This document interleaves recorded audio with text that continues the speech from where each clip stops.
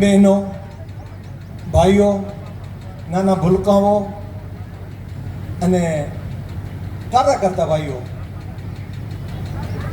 સર્વના ચરણોમાં વંદન કરું.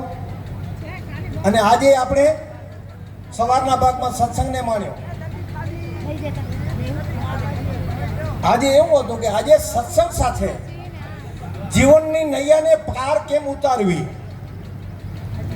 એ મહારાજશ્રી આપણને ખૂબ સમજાવ્યો. અને એમાંથી કાંઈક 10% આપણે જો લેશું તો બી પાર પડી જશું.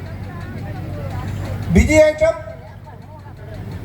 કે આજે બપોર પછી આપણે નિયાણીનું પૂજન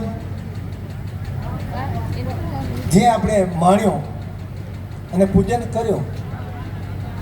દીકરી છે ને, દીકરી આ સંત એક આપણા કને આયા, સંત શિરોમણી, એની સામે નિયાણી એક એટલે એવા 1000 થાય. એક નિયાણી 1000 સંત હતા, 1000 બ્રાહ્મણ. તો એનું પૂજન અવશ્ય છે અને એનું દાન દક્ષિણા બી અવશ્ય છે.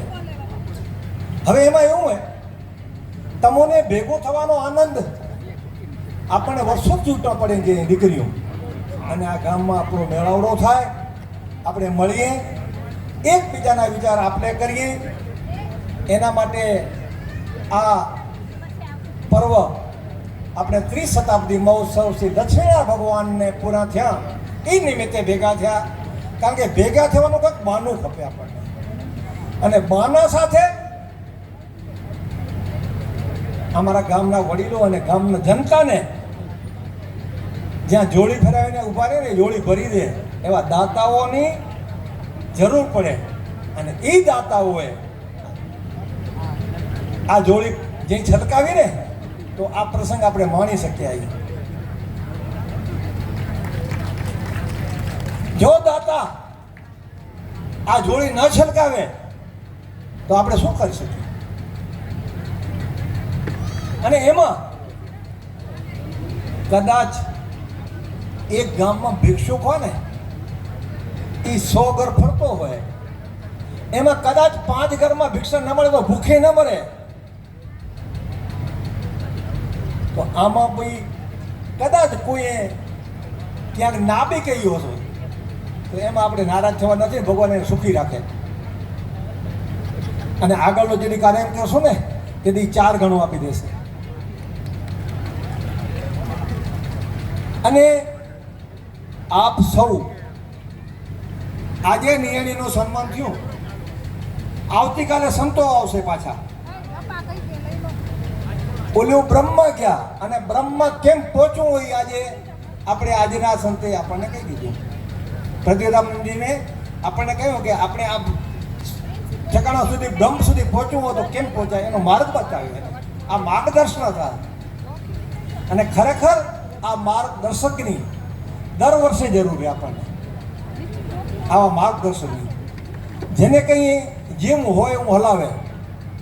આજે કહ્યું ભાઈ જમવાનું, તો કે હું તો હું હાલી જઈશ. મેં કહ્યું હું ઘરમાં જઈશ, અહીંયા બેહો, આપણે અહીંયા જમાડ્યા. તો કે હું તો અહીંયા જ બેન, મને ક્યાંય જવું નથી, હું અહીંયા સોફામાં બેહીને જમી લઈશ. અને જમી લીધું. આવા સરળ સંત આપણી પાસે આવ્યા, આપણે માણ્યા, તમે બધા આવ્યા. અને તમને એક નમ્ર વિનંતી અમારી દીકરીઓને, આજે જેનું સન્માન થઈ ગયું દીકરીઓનું, તો એમ નહીં માનતા કે આપણું થઈ ગયું હોય. આપણે કાલની દીકરીઓને પણ માનવી હોય. તો હું તમને નમ્ર વિનંતી કરું કે આવતીકાલ અને પરમ દિવસે ધજાનો દંડ ઉપર ધજા ચડી જાય નવી, ત્યાં સુધી કોઈ ડગતા નહીં. અને આ મંડપ ભર્યો રાખો. એનું કારણ આ મંડપમાં સ્ટેજમાંથી અમે ઊભા આવીએ ને, અથવા સંતો અહીંયા હોય, એનો શણગાર આ મંડપ બેઠેલા બધા તમે એ ફૂલના હાર સંતો માટે. તો આ હારનું પાંખડું ઓછું ન થાય એ તમારા બધાને, નિયાણીઓને, ગ્રામજનોને, ભાઈઓ બહેનો જે બહાર ગામથી આવ્યા એને નમ્ર વિનંતી. અને વધારે ટાઈમ ન લેતા અહીંયા જે કંઈ આપણે આજે કર્યું, ગઈકાલે કર્યું, એ ભગવાનના ચરણોમાં કૃષ્ણાર્પણ. એ સાથે તમે રહેશો એવી ખાતરી સાથે મારી વાણીને વિરામ આપો છો. અસ્તુ.